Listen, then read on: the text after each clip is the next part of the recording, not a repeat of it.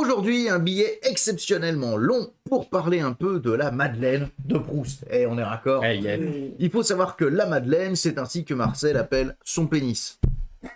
Et pas Marcel Proust, Marcel mon voisin. Que va-t-on faire de cette information? D'autant plus que sa femme s'appelle Madeleine, nous ne le saurons jamais. Voilà. Me voilà actuellement en train de faire des cartons préparatifs d'un grand déménagement, et ces cartons sont l'occasion de retrouver de vieux objets de fond d'étagère, rappelant pour certains de magnifiques souvenirs, comme cette cartouche de GoldenEye sur Nintendo 64, à l'époque synonyme de magnifique session d'insouciance à 4. D'autres rappellent des souvenirs un peu moins fun, comme ce recueil de conférences ukrainiens auquel j'avais participé, sans le savoir, pour rendre le colloque international. Ah, je suis le seul texte à ne pas être en cyrillique, on m'avait coupé au bout de 20 minutes alors que j'avais 1 heure, et ils ont publié le plan de mon intervention, pas le texte. Ce livre me rappelle à chaque fois que je tombe dessus que mon travail de linguiste, en vrai, simsie adna. Tout le monde s'en fout. Eh bien, en parlant de souvenirs et de raccourcir sans ménagement des trucs longs, je me suis posé comme défi aujourd'hui de résumer de façon agréable l'un des plus gros mastodontes de la littérature française, de façon à ce que tout un chacun puisse, comme moi, briller en société en prétendant l'avoir lu, à la recherche du temps perdu de Marcel Proust. Yes. Attendez-vous à prendre des patates dignes de Hideo Kojima. Kojima. Non, Yep, c'est vrai que c'est un sacré chantier se mettre à lire À la recherche du temps perdu, parce que si vous cherchez le livre, vous ne le trouverez pas.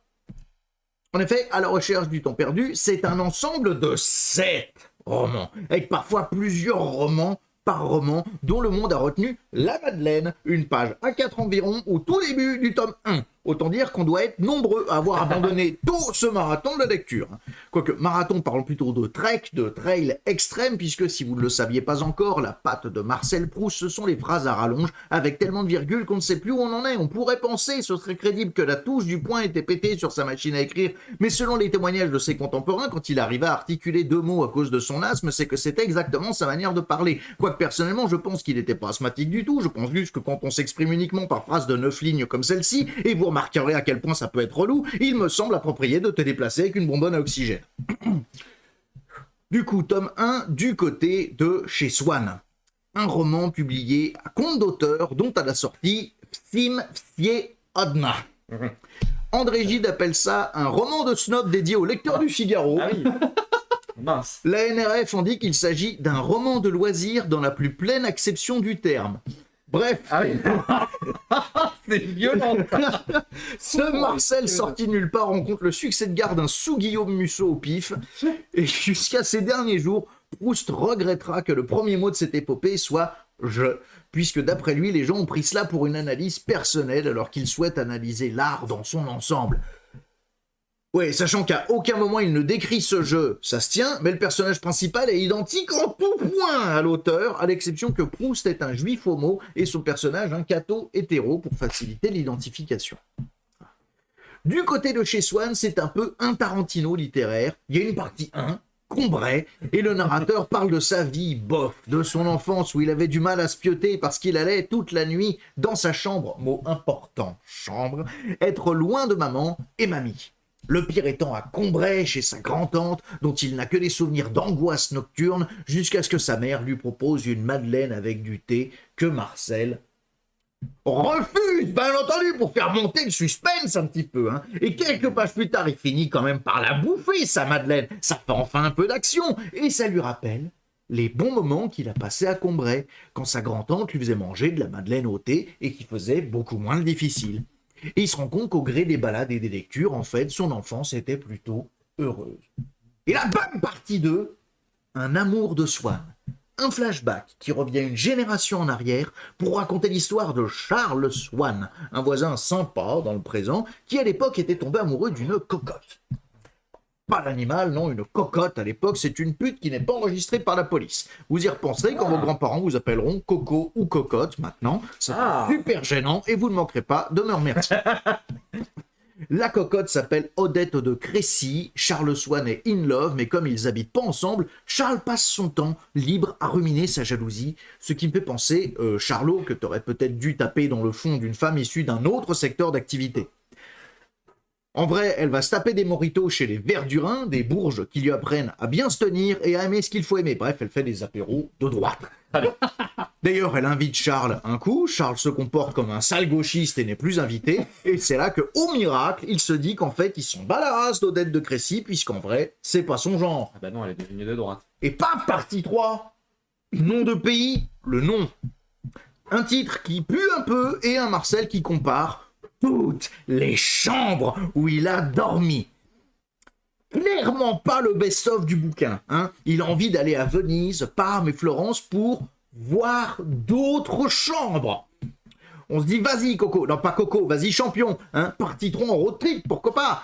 Eh ben non, le médecin de la famille le traite de gros faible et lui annule son voyage alors qu'il avait chopé des tickets Prums. Du coup, il va rester dans une chambre. Ah, c'est génial, on n'en avait pas assez soupé. Et un jour, il se balade, il va taper le ballon dans un city avec une certaine Gilberte Swann. Oh, qu'il a instantanément envie de pécho.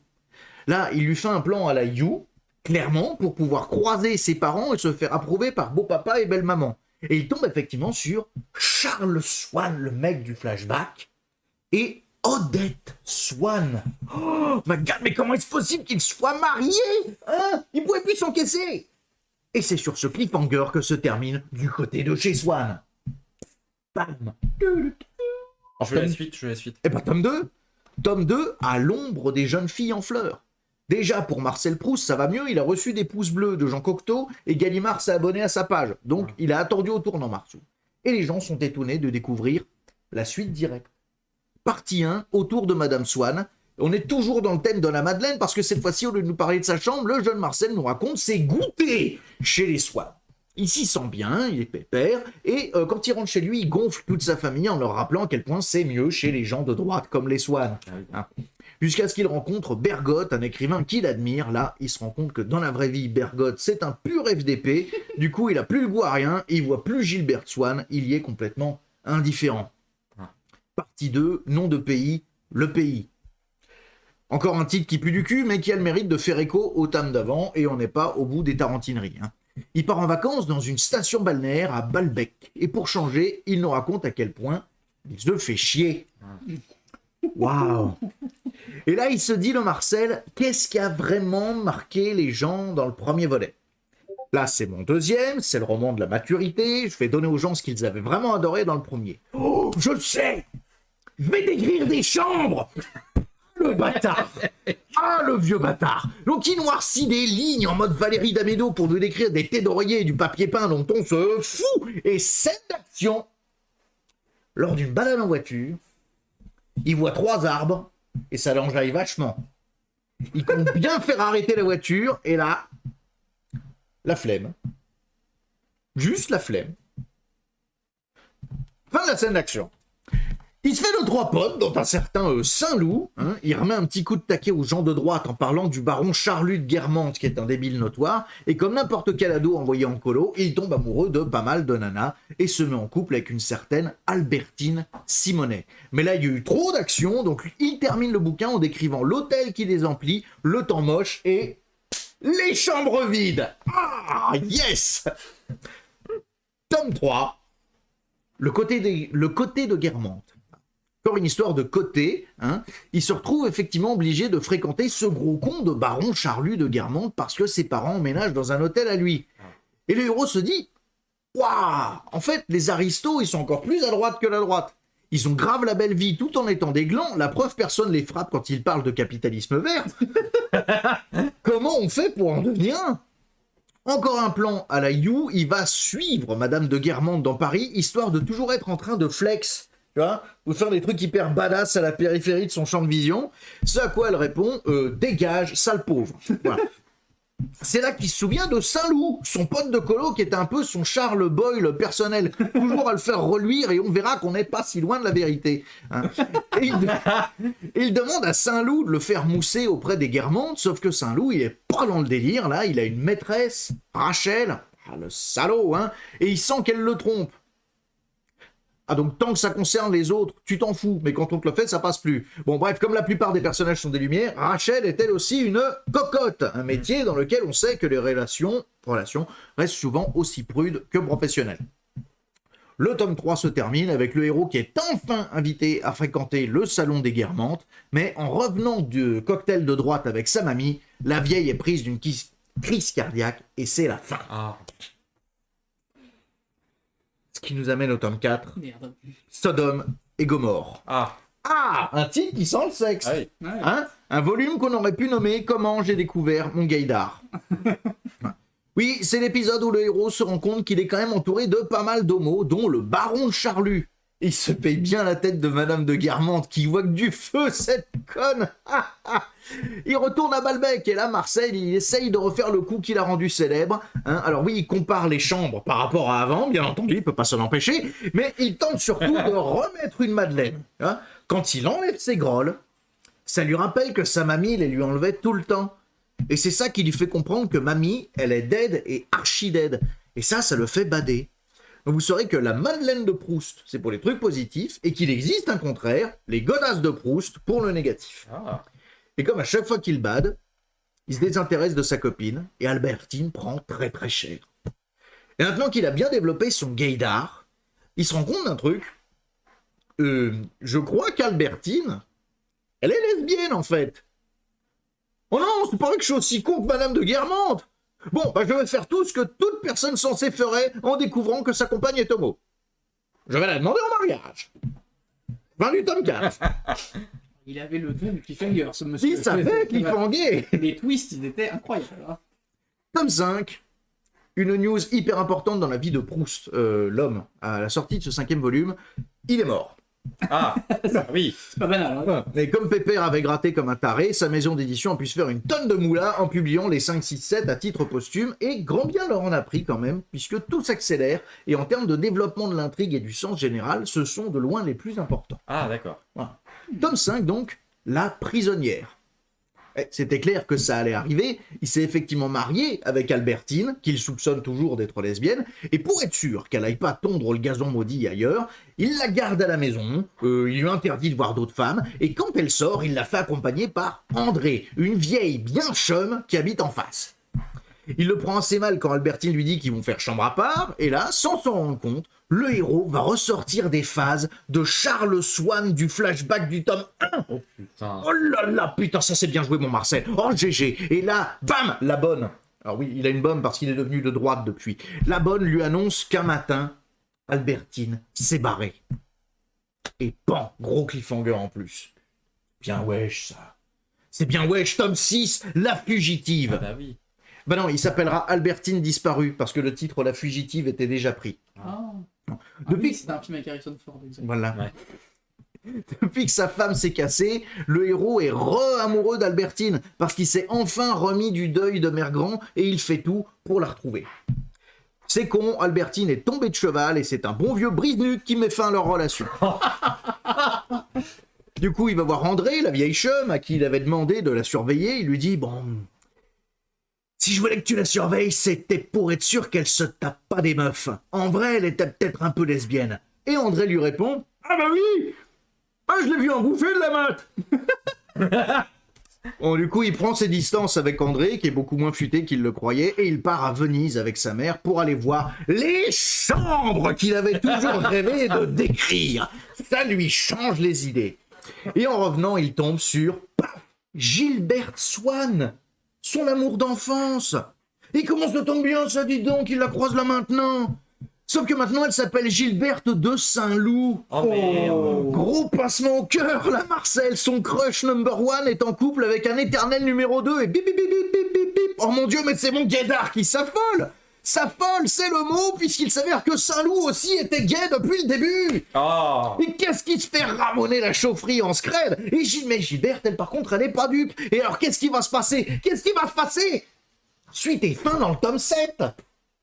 Oh, tome 7, le temps retrouvé. Ah. Hey, il était question de recherche Ah oui. du temps perdu, le titre convient à la conclusion. Le héros lit le journal des Goncourt, et il se dit « Wow, ça a l'air trop dur d'être écrivain, sa mère, jamais je ferai ça. » Et là, c'est la guerre. Alors, à part le gros Charlus de Guermantes, tout le monde déteste les Allemands, et Saint-Loup part à la guerre pour se prendre un headshot dès le début de la game. Et au lieu de courir après Gilberte, un soir, le héros, il va chez les Guermantes, et il y a 3 choses qu'ils font surkiffer. Un morceau de musique, une cuillère qui fait un beau bruit quand tu tapes dessus, et le toucher d'une serviette. Et là, il se dit, mais oui, c'est clair. Mais c'est la même sensation que quand j'ai vu les 3 arbres en voiture, c'est la même que la Madeleine, la même que les godasses, tout va beaucoup trop vite pour moi dans ce monde, moi j'aime bien le passé et ma chambre de gosse, et si le seul moyen de figer ces trucs dans le temps, c'était de les représenter émotionnellement, parce que les seuls moments où j'arrive à revivre le passé, c'est avec ce que j'appelle de la mémoire involontaire, purée à partir de maintenant, dès qu'un truc est trop beau et me renvoie trop de souvenirs, je vais aller le peindre ou l'écrire, allez je vous laisse les blaireaux, j'ai trouvé le sens de la vie dans l'art, et j'ai du papier à gratter. Oh, by the way, ce que je pars gratter, c'est les 7 bouquins que vous avez dans la main. Voilà, j'ai tué le game, je suis trop M. Night Shyamalan. Et parce que ça fait beaucoup trop d'infos, je vous ai fait une dégressive encore plus digeste. Marcel Proust, dans À la recherche du temps perdu. Un gamin s'emmerde. Une Madeleine lui rappelle qu'en fait, ça va. Flashback Tarantino sur Charles Swann le jaloux et une cocotte nommée Odette qui la tèche parce qu'elle était trop de droite. Description de plein de chambres. Le héros tombe amoureux de Gilbert Swann et le twist, Monsieur Swann est en couple avec la pute de droite. Ainsi Marcel se découvre une passion pour la droite à l'heure du goûter, jusqu'à ce qu'il rencontre des gens trop de droite. Du coup il tège la Gilbert Swann de droite pour Albertine Simonet, qu'il a rencontré en colo dans un hôtel avec des belles chambres. Et s'il a été ému par des arbres aussi. Le héros emménage chez les aristos, il veut bien une part de Madeleine de luxe. Après avoir stalké la maîtresse de maison, il demande à un pote de mettre son CV au-dessus de la pile. Ça marche, mais ça tue sa grand-mère. Le héros se découvre un super pouvoir, identifier les gays. C'est en enlevant ses chaussures qu'il se met à plus trop aimer sa femme, qu'il identifie comme lesbienne. Avec beaucoup de bon sens, il la demande en mariage. Le héros enferme sa femme chez lui et devient un Charles Swann 2, et alors qu'il a les bourses bien pleines, elle se casse. Bien amoureux, il cherche sa femme qui meurt comme une conne en tombant de canasson. Le seum l'envahit lorsqu'il apprend que son indique était une conne et que son crush d'enfance est marié à un gay qui ne se gêne pas pour sucer des hectomètres de queue dans son dos. Le héros regarde des matchs de PGM de la littérature en replay, il se dit qu'il est trop nul. Mais il remet une Madeleine à cause d'une cuillère et il laisse toutes les autres intrigues en plan tel un Hideo Kojima pour écrire le livre que t'as dans les mains parce qu'il a atteint la grande vérité. À part l'art, le reste, sim sie adna. Alors achetez mes livres! C'est la plus grosse auto-OPSP de l'histoire, l'Inception de la méta-littérature qui se regarde quand même un peu le nombril. Ça me fait beaucoup trop penser au spectacle de Carlos Finroy. C'est la façon la plus malhonnête que j'ai trouvé de procrastiner un max pour pas aller faire mes cartons. Et si j'ai un peu trahi à la recherche du temps perdu, je pense avoir réussi mon hommage à la recherche de la perte de temps.